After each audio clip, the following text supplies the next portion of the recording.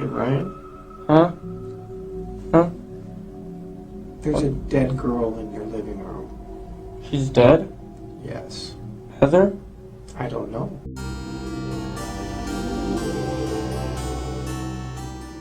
Video के and में तुम ये सोचोगे कि ये मैंने क्या देख लिया। वीडियो शुरू करने से पहले अगर तुम्हें डार्क मिस्टीरियस चीजें पसंद है तो फिर अघोर काल को सब्सक्राइब करो।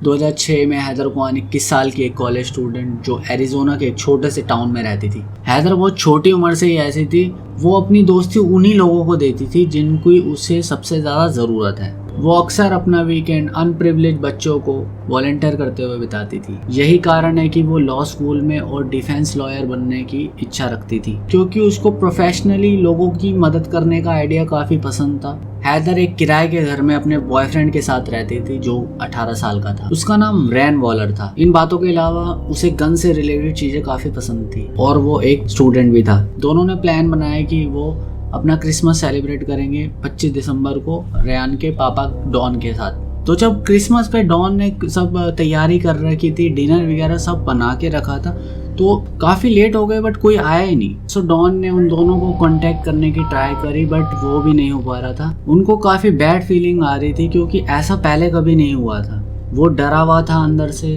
कि वो आए क्यों नहीं। तो खुद ड्राइव करने की बजाय उसने पुलिस को बोला कि भाई तुम वेलफेयर चेक मार लो एक बार। पुलिस पहुंची उनके एरिजोना वाले घर में। उन्होंने दरवाजा खटखटाया तो कोई अंदर से जवाब नहीं दे रहा था। उन्होंने विंडो से देखने की ट्राई करी बट मोस्टली अंधेरा ही हो रखा था अंदर। तो घर के बाहर कुछ गाड़ियां खड़ी थी जिनके वजह से उनको पता भी नहीं लग रहा था कि वो घर में हैं या नहीं है। काफ़ी टाइम से वो बाहर खड़े थे, विंडो से आवाज़ें मार रहे थे बट अंदर से कोई रिस्पांस नहीं आ रहा था। पुलिस काफ़ी आवाज़ मार रही थी कि भाई हम यहाँ पे आए हैं वेलफेयर चेक करने के लिए, जस्ट टू मेक श्योर कि भाई सारे बंदे अंदर जो भी हैं ठीक हैं। बट जैसे वो दरवाजे को खोलने लगा तो वो एकदम से दरवाजा खुल ही गया। दरवाजा खुला हुआ ही था अंदर। जब पुलिस ने दरवाजा खोला उसके सामने रेयान खड़ा था। रेयान के लेफ्ट आंख में चोट लगी हुई थी और उसके नाक पे कट लगा हुआ था। रेयान उनके सामने खड़ा था, कुछ ना कुछ बोल रहा था, ना कोई क्वेश्चन ना कुछ, बस वो खड़ा हुआ था, ना कोई रेस्पॉन्स ना कोई एक्सप्रेशन, कुछ भी नहीं। पुलिस वालों ने जब उसके पीछे देखा तो एक लड़की बेड पे लेटी हुई थी। पुलिस वालों ने ध्यान फिर रेयान पे दिया और पूछा कि भाई रेयान तुम्हारी आंख पे चोट कैसे लग गई है, क्या हो गया है तुम्हारे को। बट रेयान वाज लाइक कुछ नहीं, आई डोंट नो क्या हुआ है ये वो। पुलिस ने रेयान से पूछा कि जो लड़की बेड पे लेटी हुई क्या वो हैदर है। तो पुलिस वालों ने रेयान को बोला कि हमें तुम्हारे पापा ने भेजा है कि भाई वेलफेयर चेक करने के लिए कि सब कुछ बढ़िया है, सब कुछ ठीक है या नहीं है। पुलिस वालों ने रेयान को बोला कि आप जो पीछे लड़की लेटी हुई है उसको उठाओ। जब वो लड़की के पास गए उनको पता लगा कि वो सो नहीं रही है, वो तो मर गई है, उसको तो मार दिया है, सीधा सर पे गोली मार दी है। फिर रेयान को अरेस्ट कर लिया और कार में लेके गए। रेयान ने कोई वो भी नहीं करा, अपने आप को बचाने की ट्राई भी कुछ भी नहीं करा, वो सीधा पुलिस की गाड़ी में चले गया। पूरा कंफ्यूज था वो, उसको ये भी नहीं पता कि हैदर को क्या हुआ है, उसको ये नहीं पता कि यहाँ पे क्या हो रहा है। He was literally confused. वहीं पे उसको कार में काफ़ी घंटे से वो बैठा हुआ था। वो वेट कर रहे थे कि बाकी पुलिस वाले जब तक आएंगे तब तक वो पुलिस की कार में बैठा हुआ था। 26 दिसंबर को 5 बजे पुलिस वालों ने उसको पुलिस स्टेशन लेके गई क्वेश्चंस पूछने के लिए। पूछताछ काफ़ी लगभग 1 घंटे तक चली और इस पूछताछ के अंदर तुम जो देखोगे वो तुमको मैं क्लिप्स दिखाऊंगा, तुम सोचोगे कि क्या देख लिया मैंने, तुम उड़ जाओगे। रेयान को एक छोटे से रूम में डाला गया, इंटेरोगेशन रूम में, और वहाँ पे उससे पूछताछ करी। वो रूम में एंटर करता है, वो कंफर्टेबली चेयर, और एक चेयर यहाँ होती है और यहाँ पे टेबल होती है, वो चेयर पे एकदम कंफर्टेबल होके बैठ जाता है। जब वो चेयर पे बैठता है फिर वो नोटिस करता है कि टेबल पे एक हैंडकफ अटैच्ड है उससे, और वो उस हैंडकफ को पहन लेता है, जबकि पुलिस वगैरह किसी ने उसको बोल नहीं रखा होता है कि भाई हैंडकफ पहनो ये वो, बट वो खुद जाके पहन लेता है।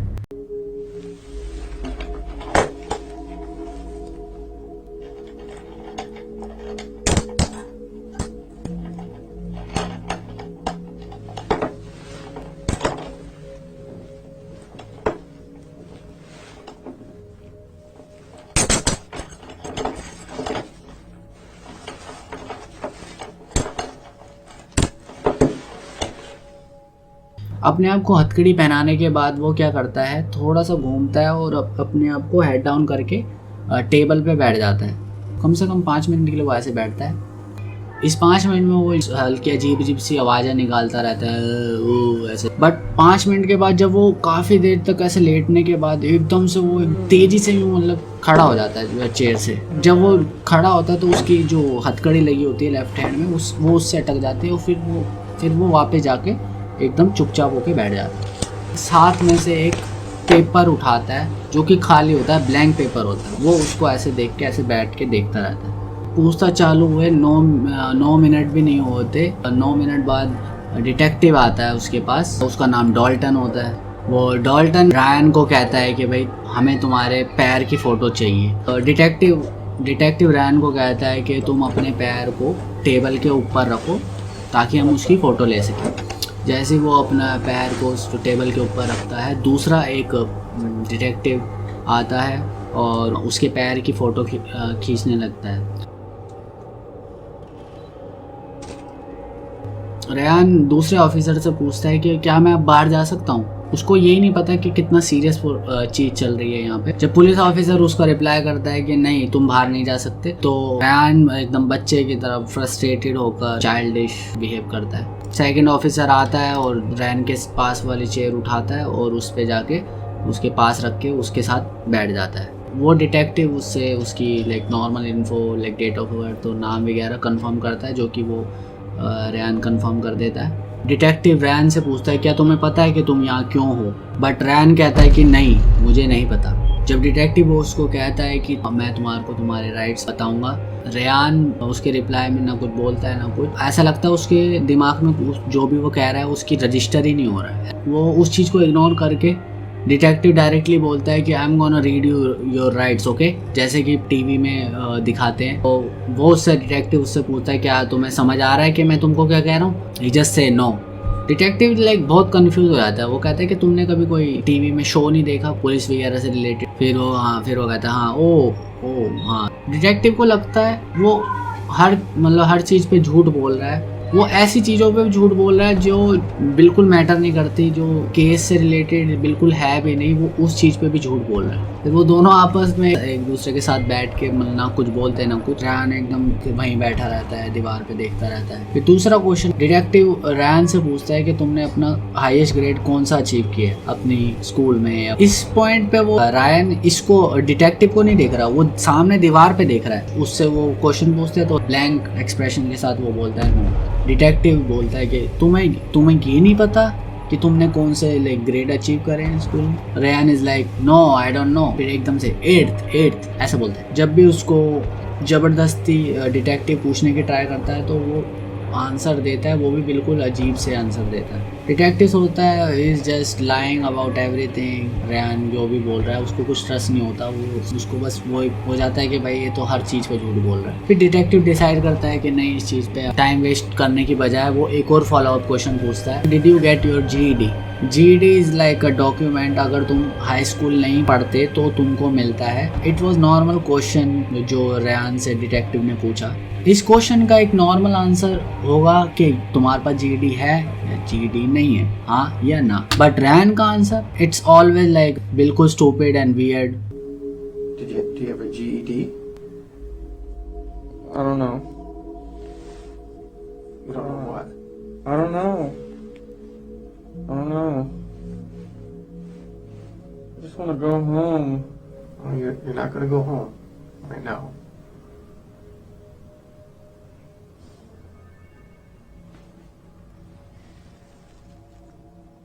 So what? What's the highest grade that you completed? B? No, not grade, as in letter grade. I'm asking, did you graduate high school? No. And the highest you went was 8th grade?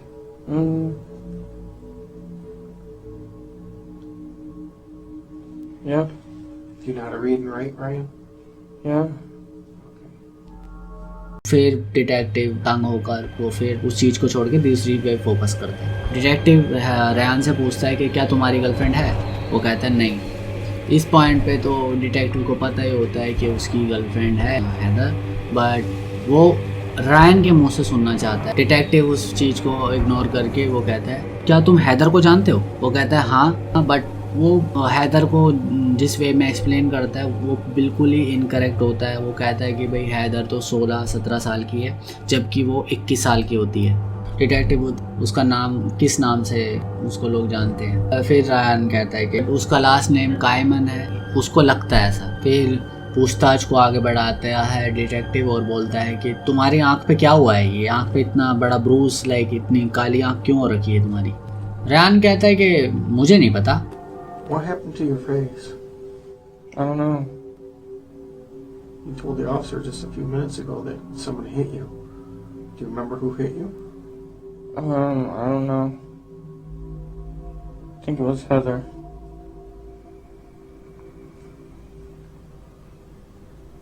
Why would Heather hit you? I don't know.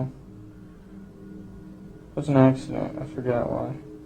Detective ने तो believe कर लिया था कि भाई इसी ने मारा है उसको। ये जो आंख पे जो ब्रूज लगा है वो इन दोनों के बीच में जब हाथापाई हुई होगी तो हैदर ने अपने आप को बचाने के लिए इसको मारा होगा। रेयान ने उसको बात का रिप्लाई किया भाई ये मार्क मुझे हैदर ने दिया है। डिटेक्टिव के लिए तो वही बराबर है कि भाई I killed Haider. Detective like काफी ज्यादा दिमाग उसका खराब हो गया था। ही वाज लाइक एग्रेसिव होकर उससे कुछ भी क्वेश्चन पूछने की ट्राई कर रहा था, but Ryan on the other hand random information उसको दे जा रहा था। और रेयान ने इंफॉर्मेशन के बीच में उसने ये भी बोला था कि हैदर को जिस रात में उसको मारा था उस टाइम वहाँ पे 2-3 बंदे और भी थे। It was still not clear कि भाई वो जो 3 बंदे की जो वो बात कर रहा है क्या वो रियल बंदे थे या फिर वो उसकी अपनी बातें बना के बोल रहा है। डिटेक्टिव एकदम तंग आ गया, उसको बोला कि भाई फटाफट इंफॉर्मेशन दे। उसको ऐसा लग रहा था कि मैं कुछ भी पूछ रहा हूँ अभी तक तो कुछ एक ढंग का कोई आंसर ही नहीं मिला है। लिटरली एकदम बेकार की इंफॉर्मेशन दे जा रहा है। वो गुस्से में आकर उसको यूँ बोलता है कि भाई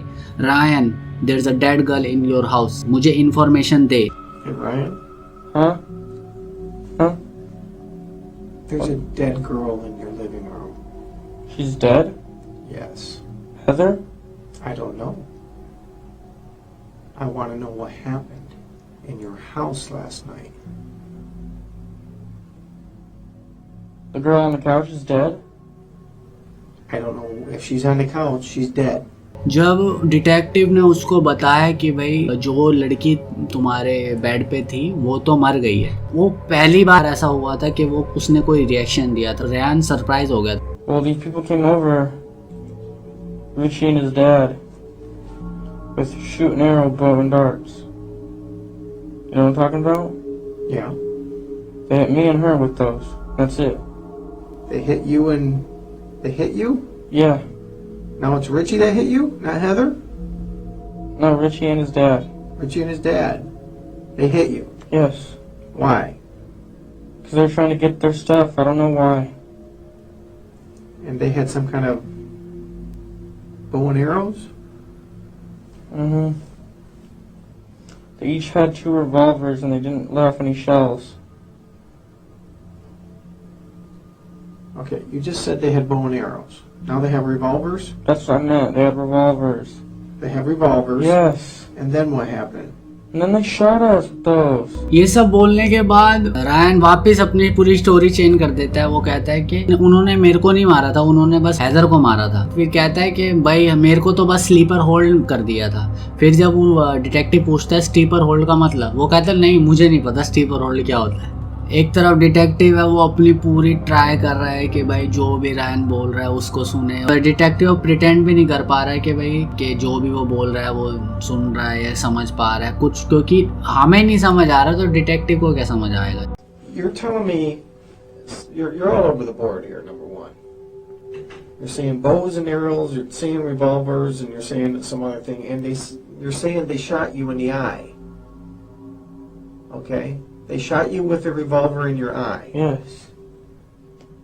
And that's Is it? it a BB gun? No, it was a real gun, man. It was just a If they revolver. shot you in the eye with a revolver, you wouldn't be talking to me right now. How do you know? Was most likely you be dead. That's what I thought too, man. I really don't know. So you got shot first? Uh-huh. And what happened? Did you fall to the ground? Yeah, I was trying to get up and I couldn't. I don't Okay. know. And then she got shot? Mm-hmm. What did you do? Nothing. Did you call 911? Uh-uh. Did you see if she was alive? She was sleeping still, and that's it. I just let her sleep. She got shot in the side of the face and you let her sleep? Yes. This does not make sense, Ryan. ये फिर बात होने के बाद फिर वो जो detective होता है वो डायरेक्टली उसको बोल देता है कि मुझे पता है कि तुमने उसको मारा है, विदाउट एनी कोई प्रूफ और एनीथिंग। पूछताछ में कम से कम 45 मिनट हो गए और अभी तक कोई आंसर नहीं मिला, ना रायन से ना किसी से। डिटेक्टिव बिल्कुल कंफ्यूज हो गया है कि अब मैं इस पूछताछ को कैसे प्रोसीड करूँ आगे। उसको कुछ समझ नहीं आ रहा। वो सोचता है कि अब मैं आगे क्या करूँ। फिर एकदम से उसकी ध्यान रायन के फेस पे नोटिस करता है। Let me see your nose. Put your legs down. Put your legs down. Bring your face closer. Oh, my head hurts. Okay. Yeah, be right back. Detective ने 45 मिनट के बाद उसको देखा गौर से, तब डिटेक्टिव डिस्कवर करता है कि रायन के सर में 4 बुलेट होल्स हैं, 4। फिर डिटेक्टिव को पता चलता है कि ही वॉज ऑल्सो अ विक्टिम, जैसे कि हैदर थी, बट समहाउ रायन ने वो चीज़ सर्वाइव कर ली। 4 बुलेट होल्स के बाद भी वो बंदा जिंदा है। 23 दिसंबर को 2 बंदे उन दोनों के घर में घुसपैठिए बन के उनके घर में घुस गए। एक था रिची कार्वर और एक था Larry Carver. And Richie Carver 23 साल का लड़का था और उसका बाप लैरी कार्वर 54 इयर्स का था। वो उसके घर में इसलिए आए थे क्योंकि 1 महीने पहले रिची रेयान के साथ रह रहा था, बट उन दोनों का झगड़े होने की वजह से रेयान ने रिची को बाहर निकाल दिया घर से। तो रिची वो हैदर को पर ट्राई मार रहा था, तो उसके वजह से उन दोनों के बीच में झगड़ा हो गया। और फिर तो रिची जो बंदा था उसको उस चीज़ से बहुत बुरा फील हुआ, मतलब रिवेंज की आग में वो बंदा जलने लग गया। वो दोनों बाप बेटे उस टाइम जो भी उनका प्लान था वो घर के पीछे वाले हिस्से में दोनों आए थे। रैन उन दोनों को देख लिया था, वो दोनों ट्राई कर रहे थे घुसने के लिए घर के अंदर। रैन ने उन दोनों को रोकने की कोशिश की एंड रिची एंड लैरी दोनों ने उस दरवाजे को यूं खींच के बीच में से दूसरे हाथ से अपने गन को निकाला और उसने शूट करा। उसने 2 गोली शूट करी। पहली बुलेट उसकी इस यहाँ से घुस के यहाँ से निकल गई एंड दूसरी बुलेट उसके लेफ्ट आई से अंदर घुस के उसके स्कल में डायरेक्ट हिट हुई। तो वो चीज टूट गई, रान नीचे गिर गया और उन दोनों ने सोचा कि हाँ भाई ये मर गया। उन्होंने गेट पूरा खोला, अंदर गए और उसने देखा कि जो हैदर थी वो सोफा के पीछे छुप मतलब ट्राई कर रही थी छुपने की। और फिर रिची फटाफट गया और उसको जाके उसको सिंगल बुलेट से ख़त्म कर दिया उसको। पुलिस वालों ने ये रिपोर्ट दी है कि जो हैदर है उस सिंगल शॉट में वो उसी टाइम उसकी डेथ हो गई थी। बट रायन उस टाइम नहीं मरा था, as we all know. After like some time maybe couple of hours वो उठा, बट उसका ब्रेन बिल्कुल डैमेज हो रखा था, उसको कुछ समझ नहीं आ रहा था क्या हो रहा है। जब वो उठा, जब वो उसने लाइक अपनी गर्लफ्रेंड को देखा, वो तो बेड पे लेटी हुई है, तो ही थॉट कि भाई वो तो सो रही है, और वो अपने बेडरूम में गया और वो वहाँ पे सो गया। वो अगले दिन उठा, पूरे दिन घर में इधर उधर घूमा क्योंकि उसका तो दिमाग बिल्कुल वो हो गया था, उसको कुछ नहीं पता उसके आसपास क्या हो रहा है। वो पूरे 24 तारीख को उसने ऐसे करा, वो वापस जाके बेड पे सो गया। अगले दिन क्रिसमस, पुलिस वाले आए अगले दिन। तो हमको पता ही है कि पुलिस वालों ने सोचा कि भाई रायन ने मारा था उसकी अपनी गर्लफ्रेंड को, जबकि ऐसा बिल्कुल भी नहीं था। He was also a victim that time. Just because cops ने सोचा कि भाई ये है किलर, उन्होंने ध्यान नहीं दिया कि उसकी जो भी इंजरीज उसकी थी पूछताछ के बीच उसको कोई मेडिकल केयर वगैरह कुछ नहीं मिला। रैन उस कार में 6 घंटे से बैठा हुआ था with the bullets in his head. उस टाइम उसको कोई मेडिकल केयर वगैरह नहीं मिलती। इंस्टेड ऑफ दैट वो उसको पुलिस स्टेशन लेके उसको पूछताछ करते हैं उस बंदे से।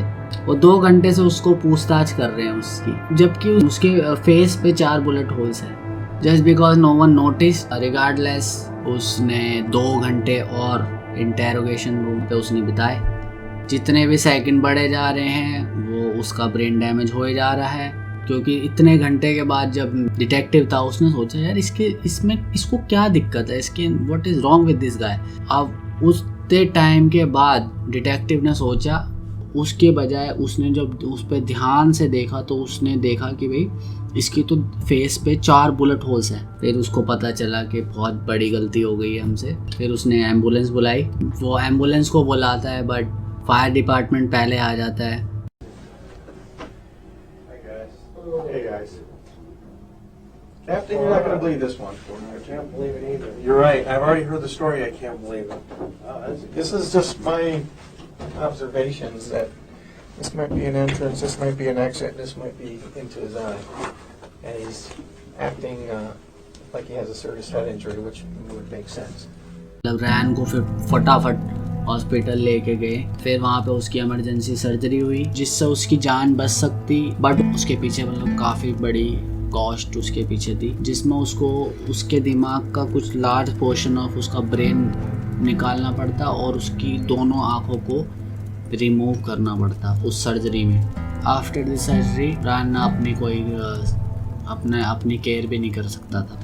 सो रैन को ही हैड टू मतलब वो फिर अपने पेरेंट्स के साथ, जहाँ पे उसकी पेरेंट्स उसकी फुल टाइम केयर कर रहे हैं। 10 साल बाद रैन की डेथ हो गई बिकॉज ऑफ सीजर, जो स्टार्टिंग के जब उसको लगी थी, स्टार्टिंग के टाइम में जो उसकी मेडिकल केयर उसको नहीं मिली थी।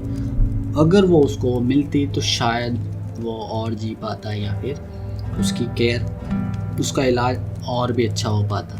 नैन की फैमिली उनके ऊपर केस ज़रूर कर सकती थी बट उन्होंने नहीं किया ऐसा। उस टाइम उन्होंने ये डिसीजन लिया, बट लॉ सूट से उनको उनका बेटा नहीं मिलने वाला था, तो एट द एंड 10 साल बाद उसकी डेथ हो गई। So this is my first video. I know का बहुत सारी मिस्टेक्स हुई है। मुझे कमेंट्स में फीडबैक दो। See you in the next video.